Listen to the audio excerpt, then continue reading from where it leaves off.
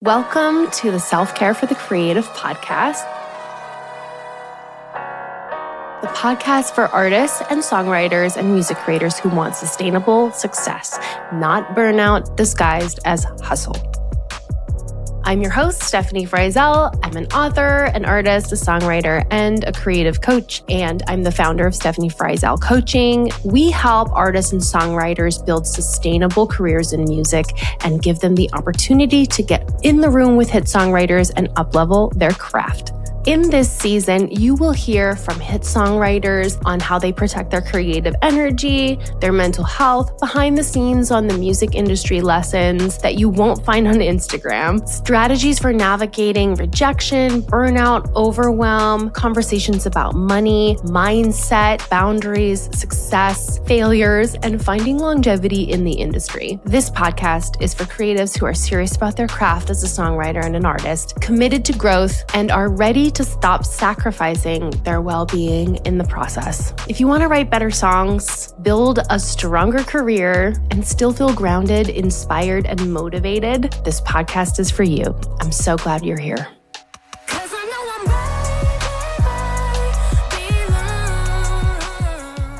Kimberly Korn is a New York-based singer-songwriter and producer. Her wide range of musical influences has given her a unique writing approach spanning pop, rock, indie, R&B, and hip-hop.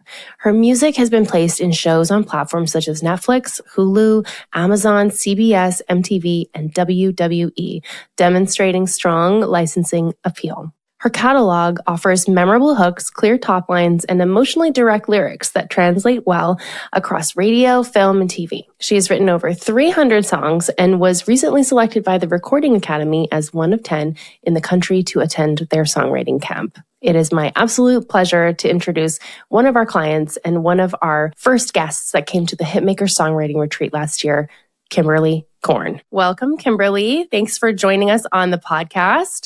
I'm so happy to be here. Yay! So tell us a little bit about you, how you got into music, and about your songwriting journey and your artist project so far. So I'm a singer-songwriter producer based in New York, and I've been doing music since I was a kid. I remember my first concert. My parents took me to see Stevie Nicks, and I was like, that's what I want to do with my life. So I started writing music when I was in 5th grade, and I just fell in love with it. It was just like, it felt like this spirit was overtaking me and these words would just come out. So I started a band. I told my parents, I wanted to play out. So living in New York, it made it easy.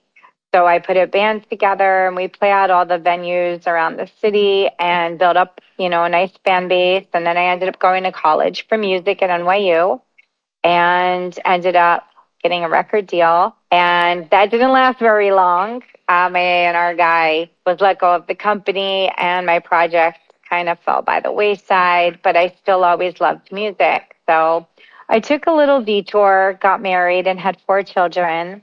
Incredible. And then fell back into music when one of my songs got picked up by the WWE about 2 years ago. So I've been doing really well in the sync world.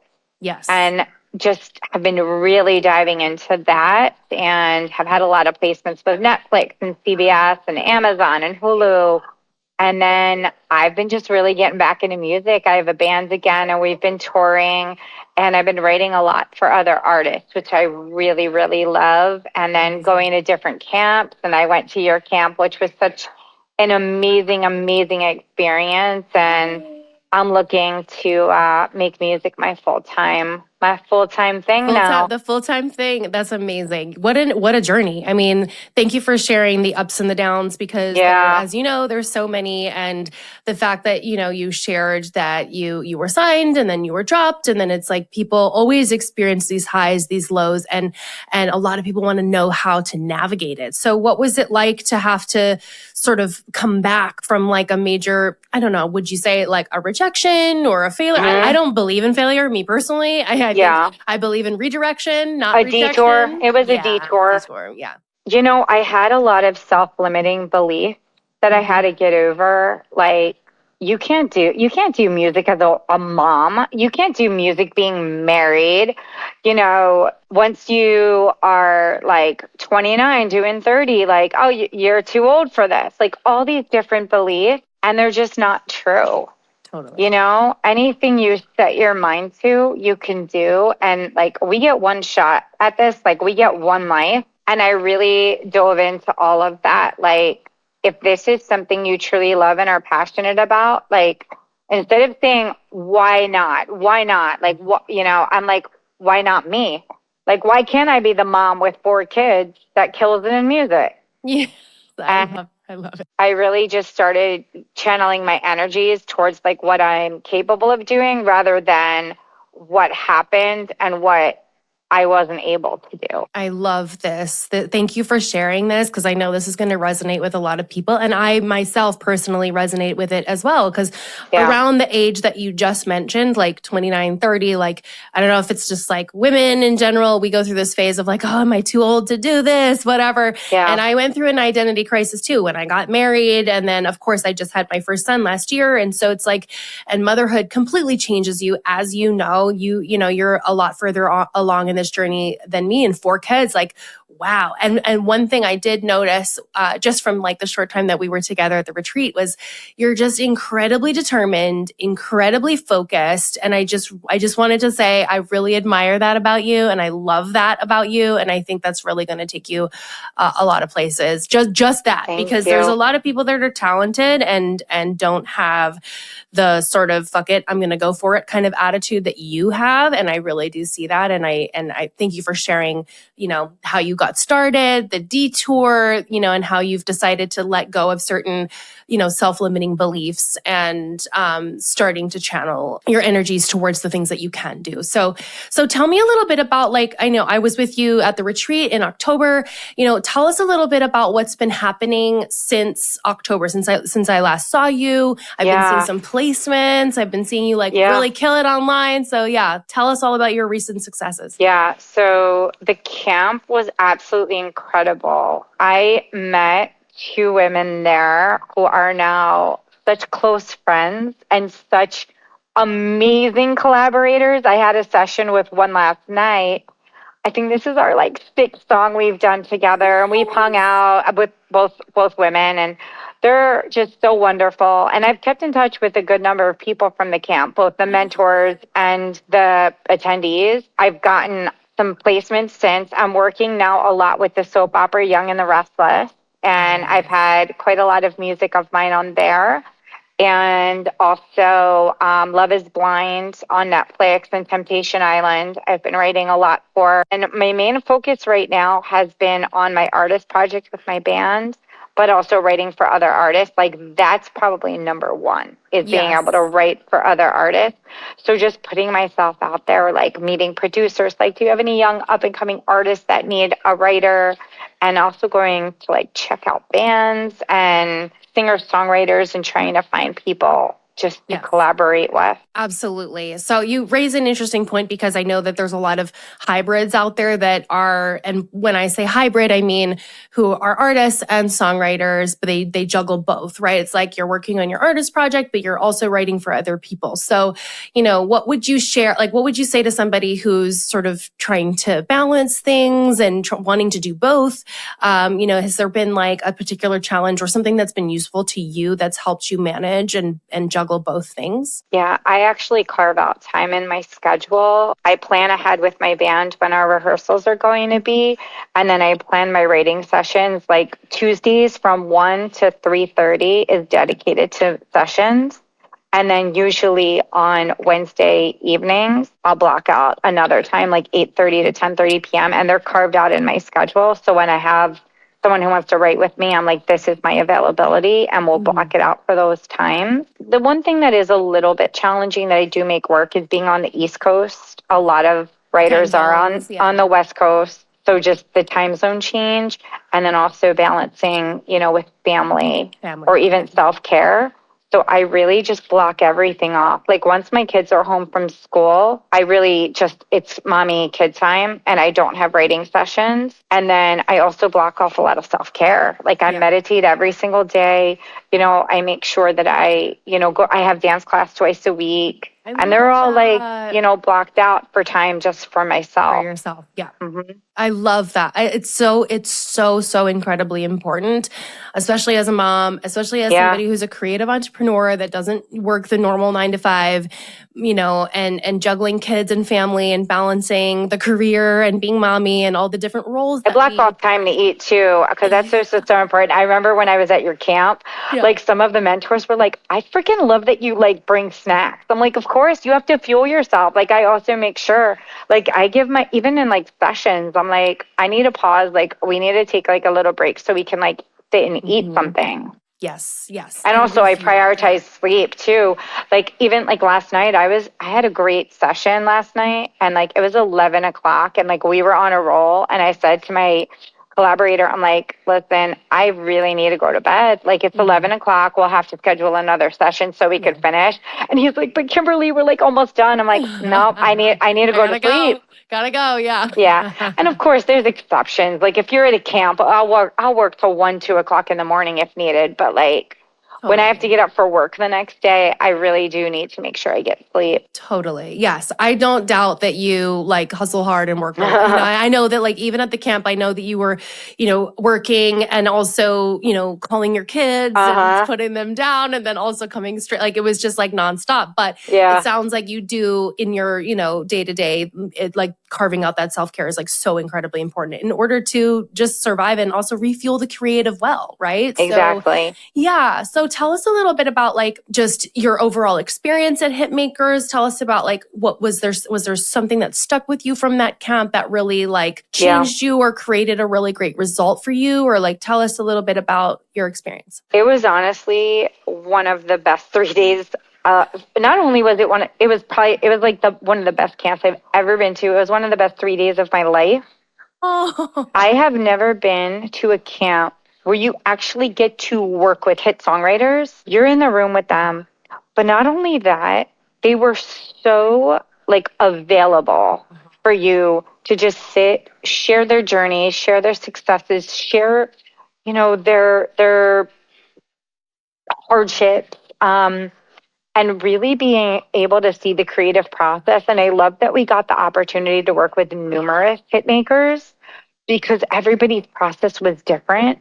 And I learned things I never thought of before. Like just the way they come up with melody, it's the way they come up with production. Everybody was just a little bit different and it just gave you such different ideas. And even the collaborators that we were paired with, it just brought out such different parts of you. And, you know, I wrote even like different genres than I normally do.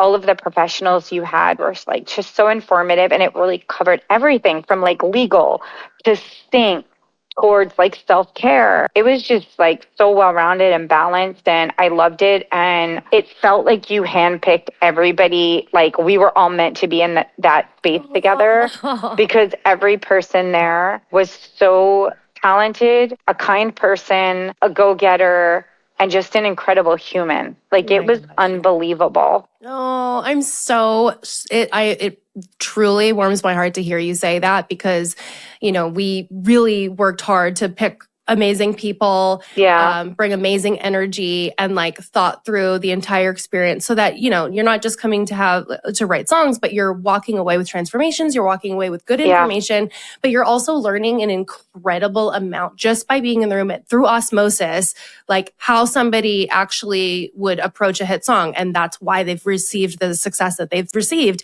And so thank you for sharing that. I really appreciate that. And that like you had such a good time and like, it's still one of me too. Like it was like my top experience in my lifetime. Yeah. Being able to spend the 3 days and watch people come out of their shell by the end of it. And you know, like I still remember and think of the time when I think I was in the little back room or the green room. And then at the end of the 3 days, you came up to me and you were like crying and you were like, this was the most amazing experience ever. It was unreal. It just honestly like made me so incredibly happy. We were so grateful to have you. So thank you for coming. And yeah. And you mentioned that like, you know, obviously it was about writing songs, but it was more than that. It was more about the business side as well and incorporating the self-care. And I'm very into the spiritual and all of the things that, you know, keep us feeling in alignment and keep us like keeping the frequency good and feeling like tapped into what we truly want. So, you know, that's where the coaching comes in. And that's where I come in with like the workbooks and the prompts and all of the things,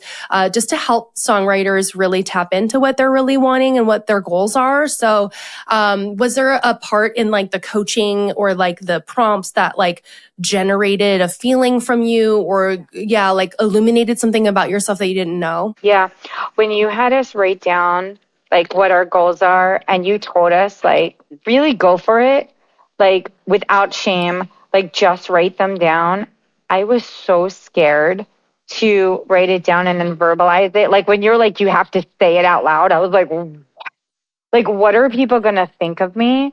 And when I said like what my true goals and dreams are, the whole room was just rooting for you. And then when you can walk around and are like, yeah, I won a Grammy. I won a whole Saturday Night Live. And everyone's just like cheering you on and amping you up. It made me think like, what's wrong with having big dreams? Like there's nothing wrong with it. Honestly, and like when you raise your hand to share everything, it's such a beautiful experience because if you're going for it and you're giving yourself that permission to go for it, you are also giving the rest of the room the permission to go for it. And I think by you being brave and standing up there and being like, this is what I want, everyone else was just like, well, damn, I should probably be asking for more or like I should be going even harder. So I appreciate you standing up and sharing all of that and just being brave and saying it out loud. So because I think people are afraid. I mean, even myself, like you're afraid to come off as being like pompous or like narcissistic or whatever it is.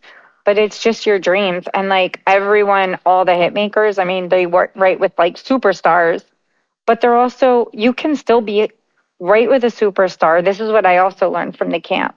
You can have hits on the radio and still be a very humble person. Mm-hmm. And you don't need to like be showing off about it, but you can still be proud about your work.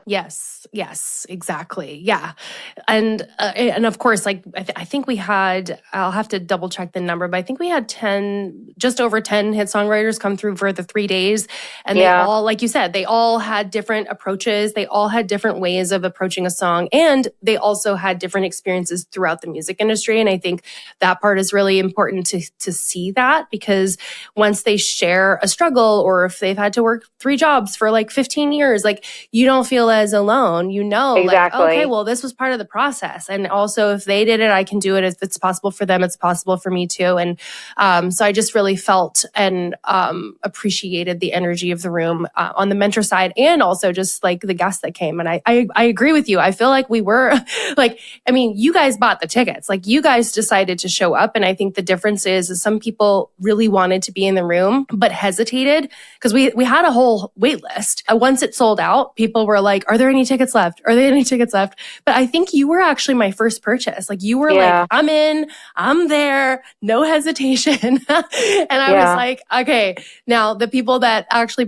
showed up, they were like, I'm not fucking around. Like we're doing this thing. You know? So I did notice that the guests that did come, whether they came from Australia or Canada or wherever, they were all just like, we're here, we're committed, we're doing this thing. And I'm sure like plenty of people walked in at first scared, you know, like who do myself included. I'm like, where am I? What is this? Where am I? What's going to happen? But then, like you said, by the end of it, like you're still working and collaborating with the people that you met at the camp and like the friendships. I'm so glad that has continued on after the fact. So tell me about like what's next, what's on the horizon. I know you're working on your band and you're killing it in sync right now and wanting to work with other artists for their projects. You know, what's on the horizon for you at this point? Yeah, Yeah, well, I want to take everything to the next level. I would love to get bigger replacements in films. That would be that is a huge goal of mine. Theme songs for a television show. Yeah. I'm working on a show right now, actually, with a collaborator of mine that we're trying to get to Broadway. Like that's the ultimate goal. I'm writing the original music for that. And then a publishing deal. Yes, we spoke about this. would be, the next step for me.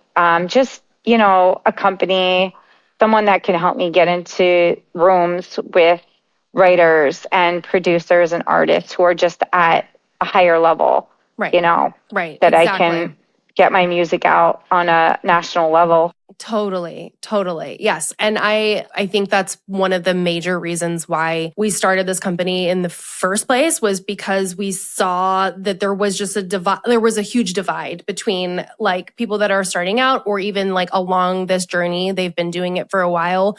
And, it's hard. It's hard to get in the rooms with people if you don't already know them, if you don't already have cuts, if you don't already, blah, blah, blah, blah, blah. And I was like, there's no reason why we can't all be in the same room together, benefiting from the same shared experience, right? Like they get to share their experience. They're part of a camp. You guys are here for an experience. You get to receive like all the knowledge that they've, gained over the past 15, 20 years or however long it is that they've been in music.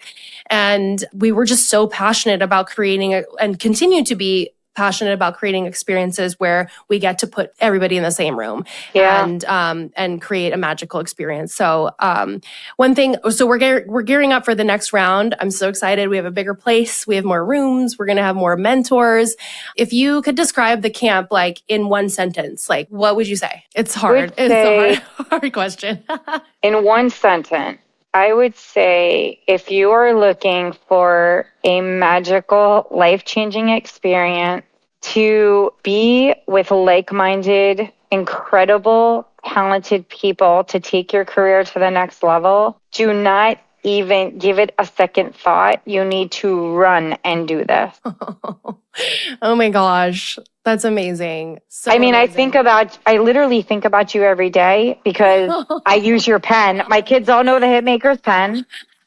I have your book on my table, but also my collaborators and the journal. I mean, it changed me not only as a writer, but the camp changed me as a person. Oh my gosh.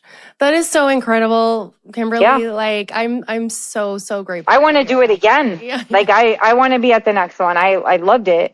Oh my God, that's so amazing. Well, of course, we'd love to have you and we'll keep you posted on all the details. But that's so amazing. I think about it a lot too, just because, I don't know, it just brings us a lot of joy to like provide an amazing service for our clients, provide a transformation for our clients, and, give them the opportunities that really aren't out there. Like you said, like there is no other camp that you can get in the room with and actually write with them. Like there's plenty of events and like panels or conferences and stuff where you can go and learn from them or like ask a few questions, but like to actually be in the room and write with them, that is like unmatched. It doesn't exist. It's the only place we can do it.